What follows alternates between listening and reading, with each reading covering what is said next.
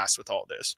Well, we're going to continue to have a blast with it. By the way, there is a new team that may be in the Lauri Markkanen sweepstakes. We'll tell you who that is in a couple minutes here. But want to get into what Jake Fischer had to say as far as Brandon Ingram. And he reports, in addition to Golden State, Sacramento and San Antonio have been the two other teams characterized by league figures with no knowledge of the situation as strong possible suitors for Markkanen at this point. For the Kings to land Markkanen, NBA personnel believe the Jazz would require Sacramento to part with Keegan Murray, and that might leave other trade options like Brandon Ingram as a more palatable outcome for the Kings. Yeah, I would definitely agree with that, Jake Fischer. And then going off of that, Kevin O'Connor took a play on what Jake Fischer said, and this is what he cooked up, Chris. And he said that he'd give up Keegan Murray, Kevin Huerter, and draft picks. I don't know if that's 2 or 3 with Danny Ainge.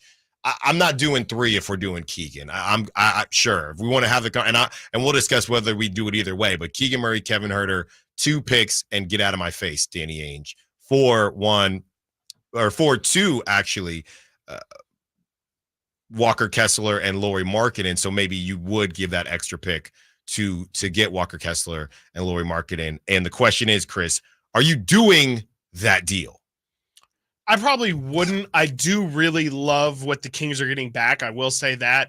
I would definitely consider it. I think Walker Kessler is a really dynamite backup center, like a high-level version of the Mason Plumlees, the Daniel Tices of the world. And those don't sound exciting, but those are really, really solid backup centers. And Walker Kessler being a younger guy, he'll be entering his 3rd year into the league. His first season in the league, I think he was 2nd or 3rd in the NBA in blocks per game. Mm-hmm. So he's a rim protector. He's a rim runner as well, somebody who can, kind of be a presence at the rim offensively. I like it. Lauri, of course, it speaks for itself. I would consider it, but I think that Keegan Murray plus the draft picks is just, again, it's selling everything. That is your entire future.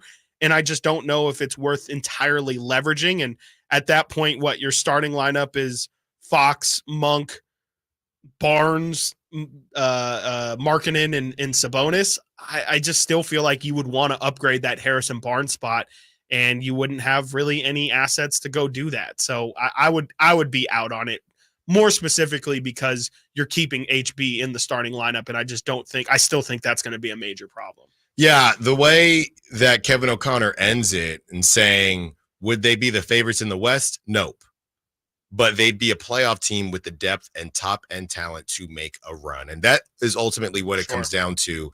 Are you willing to do it because you feel like the Kings could make a run at it? And I'm really torn because I think that a lot of things would still have to go right. What I will say as far as losing Keegan Murray is that offensively the shooting wouldn't suffer as much as I think people might think because of how good Lauri Markkanen is offensively. So I would definitely think about it, and I might even do it. I know this is on the heels of Tyrese Halliburton, and you don't want to see somebody else go off and kind of ball out and do their thing.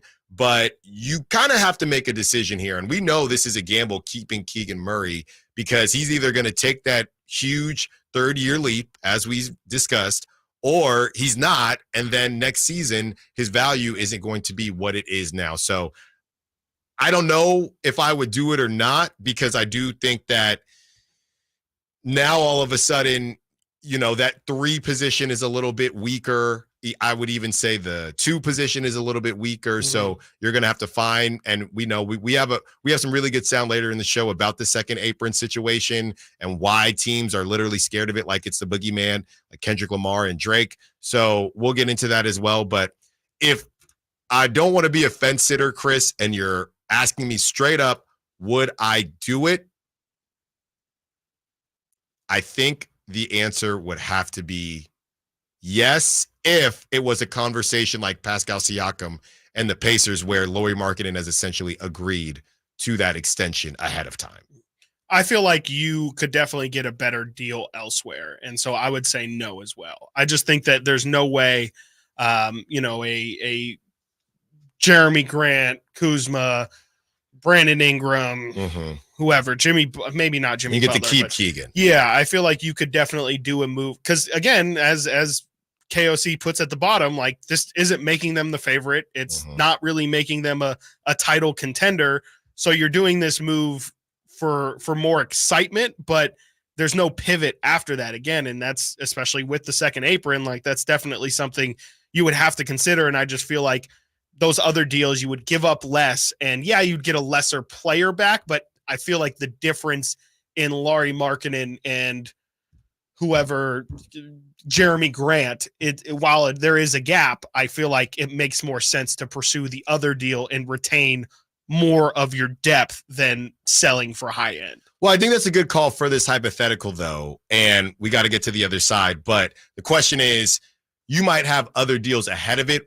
If it was between doing this and running it back, what would you do? And we will answer that question on the other side. Also, we hear from, well, I was going to blow the tease, but we'll let you know who it is on the other side. He had some things to say about the lack of playing time and how it's tough. Do you agree with it? Do you disagree with it? Stiles and Watkins, Sactown Sports. The Sacramento Kings play here.